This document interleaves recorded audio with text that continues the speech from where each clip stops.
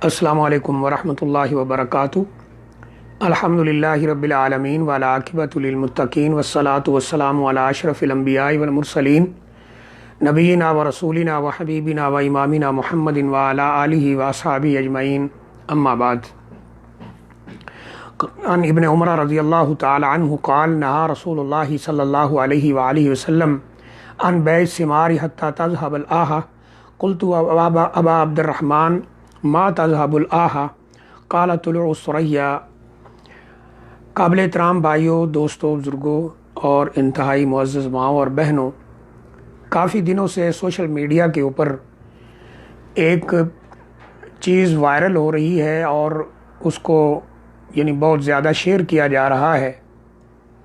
और इस पर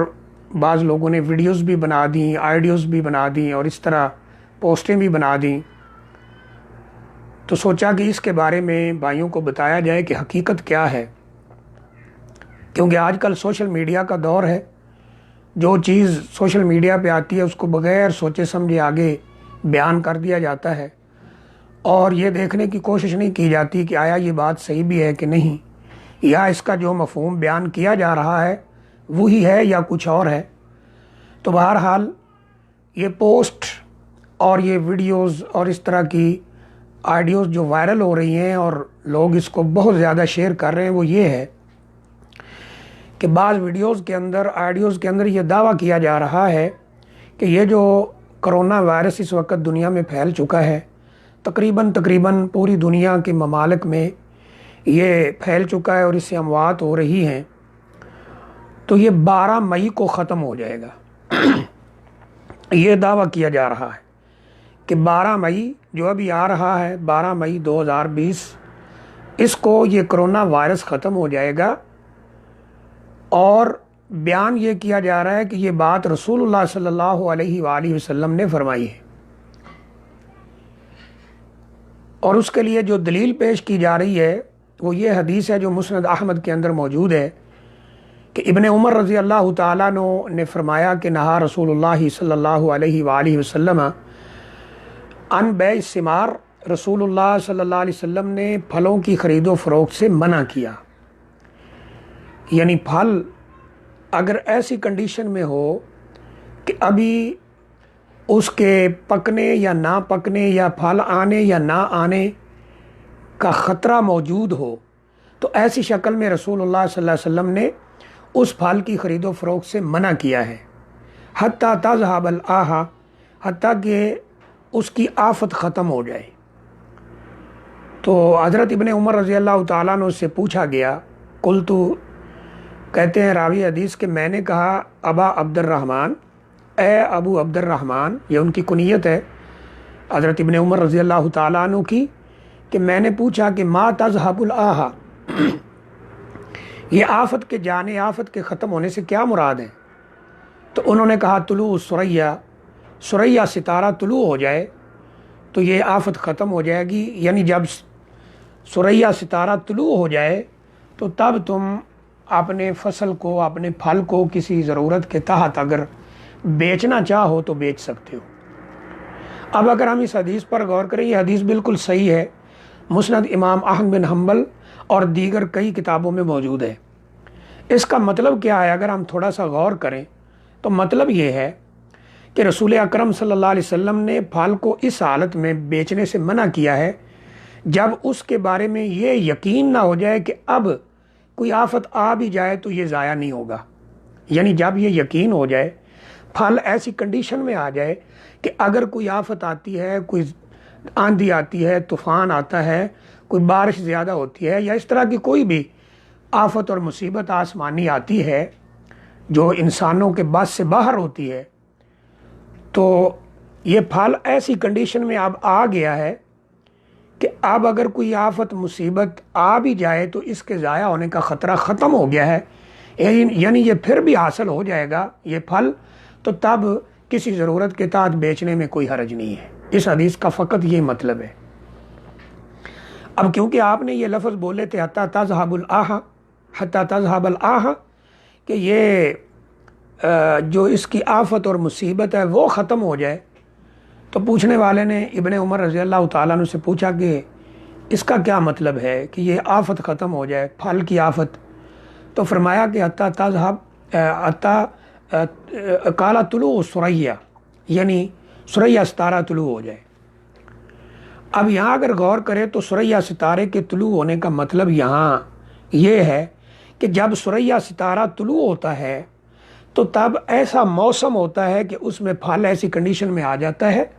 جس میں اس کے ضائع ہونے کا خطرہ ختم ہو جاتا ہے۔ کوئی زراعت ہے، کوئی باغ ہے، کوئی پھل ہے، کوئی اس طرح کی چیز، تو کیونکہ یہ ثریا ستارہ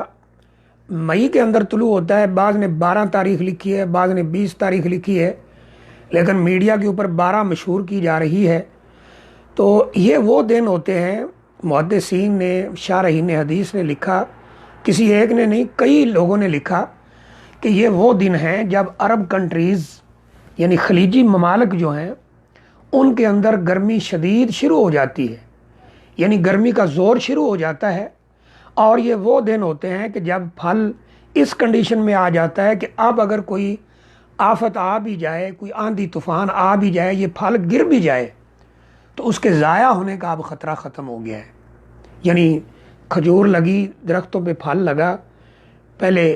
ایسے نشانات ظاہر ہوئے، پھر چھوٹا چھوٹا ہوا، پھر بڑھتے بڑھتے اس کنڈیشن میں آ جاتا ہے ان دنوں میں کہ اگر اللہ نہ کرے کوئی مصیبت آ بھی جائے، کوئی طوفان آ جائے، کوئی آفت آ جائے تو اس کے ضائع ہونے کا خطرہ ختم ہو گیا ہے۔ اب رسول اللہ صلی اللہ علیہ وسلم نے اس کے بیچنے کی اجازت دی ہے۔ تو کیونکہ ثریا ستارہ یہ مئی کے اندر طلوع ہوتا ہے، تقریباً آدھا مئی گزر چکا ہوتا ہے، اور ان دنوں میں عرب کنٹریز کے اندر شدید گرمی شروع ہو چکی ہوتی ہے، جو پھلوں کو یعنی اس گرمی کی وجہ سے کھجوروں کا پھل اس کنڈیشن میں آ جاتا ہے کہ اگر اب یہ گر بھی جائے، کوئی آفت آ جائے، کوئی آندھی آ جائے تو انشاءاللہ یہ ضائع نہیں ہوگا۔ اس لیے اگر مالک جو ہے، باغ کا مالک، کھجوروں کا مالک یا زراعت کا مالک، وہ کسی وجہ سے اسے بیچنا چاہتا ہے تو اب بیچ سکتا ہے۔ اس سے پہلے جب پھل اس کنڈیشن میں تھا کہ اگر آندھی آئی، طوفان آیا، کوئی چیز آئی تو یہ اگر گر جاتا ہے تو ذرا ضائع ہو جائے گا، کھانے پینے کے قابل نہیں ہوگا، تو تب اس کو بیچنا منع تھا۔ تو یہ اس کا مفہوم ہے۔ اب اگر غور کیا جائے تو اس کا بیماری کے ساتھ کوئی تعلق نہیں ہے، یعنی اس حدیث میں کوئی ایسے لفظ نہیں ہے کہ جب ثریا ستارہ طلوع ہوگا تو تمام دنیا سے بیماری ختم ہو جائے گی، اس کا اس کے ساتھ کوئی تعلق نہیں ہے، اور نہ ہی ایسے کوئی الفاظ نبی اکرم صلی اللہ علیہ وآلہ وسلم نے اس حدیث کے اندر بولے ہیں۔ شرح مشکل الاثار جو مشہور حنفی عالم امام طحاوی کی کتاب ہے، مشہور کتاب ہے، اس کے اندر اس کی شرح میں لکھا ہے کہ ان المقصود برفع الآہ عنہ ہوا ثمار النخل، کہ یہاں پر جو آہا سے مراد ہے کہ یہ آفت ختم ہو جائے، بیماری ختم ہو جائے، اس سے مراد کھجوریں ہیں، کھجوروں کا پھل ہے۔ یعنی وہ اس کنڈیشن میں آ جائے کہ اب اگر کوئی آسمانی آفت آتی بھی ہے، کوئی مصیبت آتی بھی ہے تو یہ پھل ضائع نہیں ہوگا۔ تو یہ مطلب ہے، نہ کہ یہ مطلب ہے کہ بیماریاں ختم ہو جائیں گی۔ اسی لیے مصنف عبد الرزاق کے اندر حضرت زید بن ثابت رضی اللہ تعالیٰ عنہ سے یہ قول مروی ہے، فرمایا کہ لا تبتاع الثمر یا ثمرہ حتی تطلع الثریا، کہ اس وقت تک تم لوگ پھل نہیں بیچ سکتے باغ کا جب تک ثریا ستارہ طلوع نہ ہو جائے۔ یہاں بھی اس حضرت زید بن ثابت رضی اللہ تعالیٰ عنہ کے قول سے یہ بات بالکل واضح ہے کہ یہاں مراد پھل کا اس کنڈیشن میں آ جانا ہے جس میں اس کو بیچا جا سکتا ہے، اور یہ وہ دن ہوں گے جب ثریا ستارہ طلوع ہوگا، کیونکہ گلف کنٹریز کے اندر، عرب کنٹریز کے اندر ان دنوں میں گرمی شدید ہو جاتی ہے، پھل گرمی کی وجہ سے پکنے کے قریب ہو جاتا ہے، اس کنڈیشن میں آ جاتا ہے کہ اگر آپ یہ کسی آفت کا شکار بھی ہو جائے تو اس کے ضائع ہونے کا خطرہ ختم ہو گیا ہے، لہذا اس کو بیچا جا سکتا ہے کسی ضرورت کے تحت۔ تو اس سے فقط یہی مراد ہے، تو اس میں ایسی کوئی بات موجود نہیں ہے۔ دوسری بات اس سلسلے میں کہ بعض روایات میں یہ لفظ ملتے ہیں کہ جب ثریا ستارہ طلوع ہوگا تو تمام اہل بلد سے بیماری ختم ہو جائے گی۔ مثلا بعض روایات میں یہ ملتا ہے کہ اذا طالعت الثریا صباحا، جب صبح یعنی کسی رات کی صبح سریا ستارہ طلوع ہو جائے، رفعت الآہۃ عن اہل البلدی،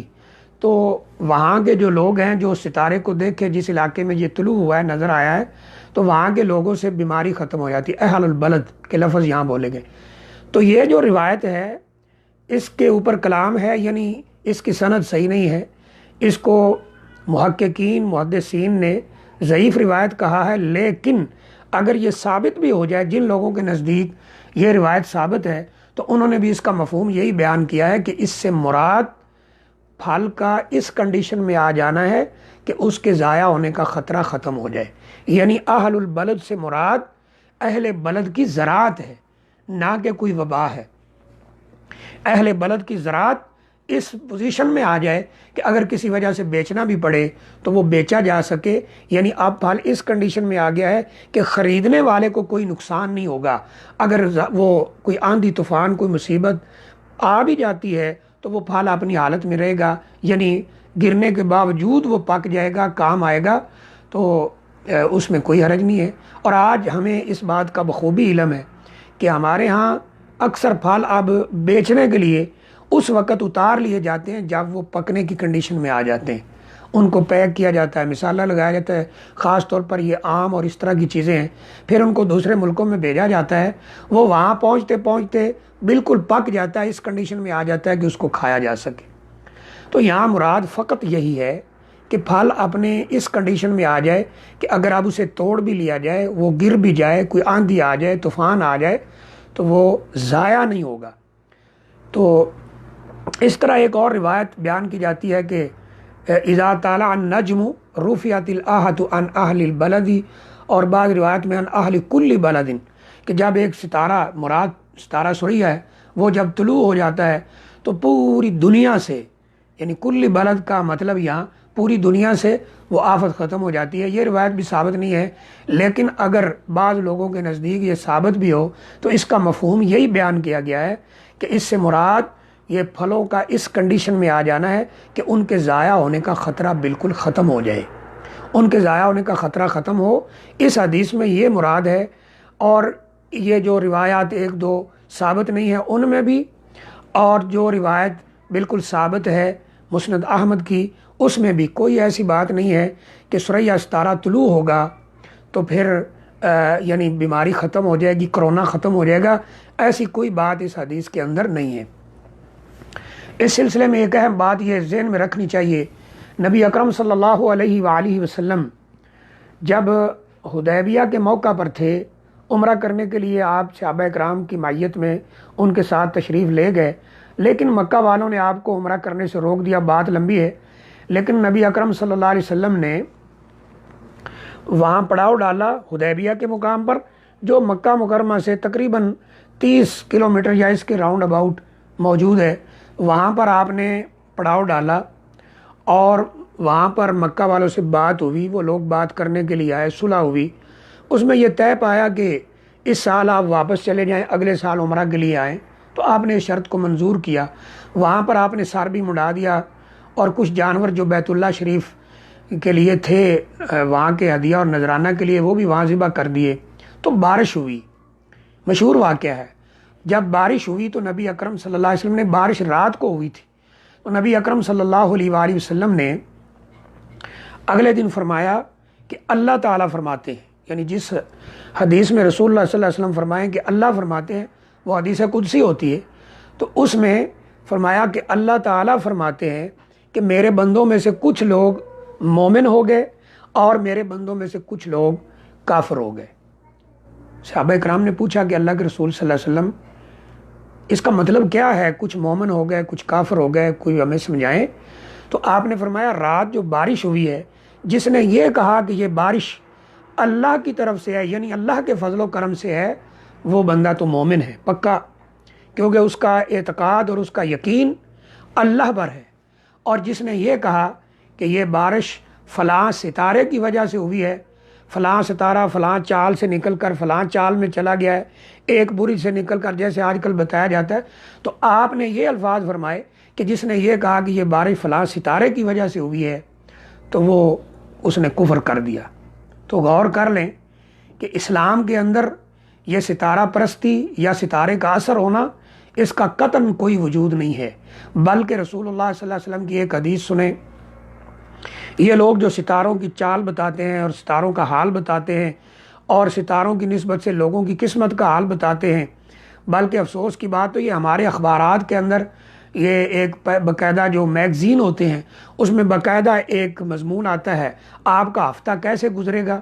اور اس میں آپ کی جو ڈیٹ آف برتھ ہے، تاریخ پیدائش، اس کے حساب سے آپ کا ستارہ نکالا ہوتا ہے اور اس میں لکھا ہوتا ہے یہ ہوگا، یہ ہوگا، اور بعض بے وقوف اس کے اوپر پورا یقین رکھتے ہیں، حالانکہ وہ اوور آل سی باتیں لکھی ہوتی ہیں، یعنی ایک سائیکی نفسیات سے کام لیا ہوتا ہے، اوور آل سی باتیں لکھ دی ہوتی ہیں۔ اب اگر کسی کو ایسا ہو گیا تو وہ فوراً کہتا ہے جی دیکھا اخبار میں آیا تھا میرا فلاں ستارہ ادھر کو چلا گیا، ادھر ہو گیا، ایک برج سے دوسرے برج میں، ایک مدار سے دوسرے مدار میں چلا گیا ہے، تو یہ ہو گیا، وہ ہو گیا۔ تو نبی اکرم صلی اللہ علیہ وسلم نے فرمایا من اتى الکاہن فصدقہ بما یقول فقد کفر بما انزل علی محمد صلی اللہ علیہ وسلم، فرمایا کہ اگر کوئی نجومی کے پاس آیا اور اس کی باتوں کی تصدیق کر دی، یعنی جو ستاروں کے حال بتاتے ہیں، نجم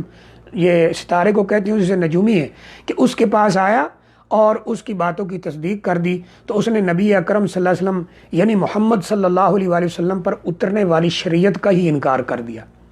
یا وہ آپ کے اوپر اترنے والی کتاب یعنی قرآن مجید کا انکار کر دیا۔ تو یہ نبی اکرم صلی اللہ علیہ وآلہ وسلم نے اتنے سخت لفظ بولے ہیں کہ جس نے اس کی تصدیق کی،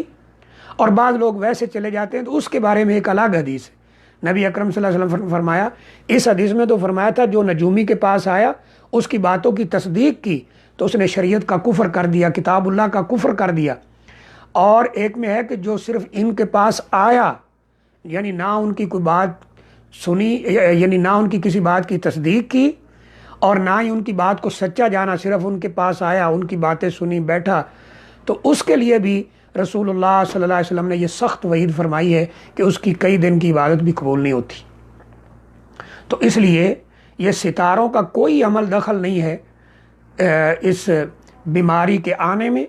یا بیماری کے اٹھنے میں، بارش کے اترنے میں یا بارش کے رکنے میں، انسان کے بیمار ہونے میں یا صحت مند ہونے میں، یا روزی کا کھلا ہونے میں یا روزی کے تنگ ہونے میں۔ ستاروں کا کوئی عمل دخل نہیں ہے، اسلام کے ساتھ اس کا کوئی تعلق نہیں، یہ سب فراڈ ہے۔ اس لیے بیماری کو کسی ستارے کے ساتھ جوڑنا کہ وہ نکلے گا تو بیماری دنیا سے ختم ہو جائے گی، یہ بات صحیح نہیں ہے۔ کسی حدیث کے اندر کوئی ایسا اشارہ ملتا ہے جیسے میں نے عرض کر دیا ہے، تو آخر میں اللہ تعالیٰ سے دعا ہے اللہ تعالیٰ ہمیں اس بیماری سے نجات دے، ہمارے والدین، ہمارے بہن بھائی، ہمارے عزیز و اقارب سب کو اللہ تعالیٰ اس سے محفوظ فرمائے، تمام مسلمانوں کو محفوظ فرمائے۔ رمضان مبارک کا مہینہ آ رہا ہے، بالکل قریب ہے، اللہ تعالیٰ اس کی برکات اور فیوز سے ہمیں فائدہ حاصل کرنے کی توفیق عطا فرمائے، اور تمام مسلمان بہن بھائیوں سے یہی درخواست ہے کہ رمضان مبارک کی گھڑیوں میں زیادہ سے زیادہ استغفار اور دعا کریں اللہ تعالیٰ سے کہ اس بیماری کو ختم فرمائے، اور اللہ تعالیٰ ہماری حفاظت فرمائے، اللہ تعالیٰ سب کی حفاظت فرمائے، اور اللہ تعالیٰ ہمیں رمضان مبارک کی بابرکت گھڑیوں سے زیادہ فائدہ اٹھانے کی توفیق عطا فرمائے۔ وآخر دعوانا الحمدللہ رب العالمین۔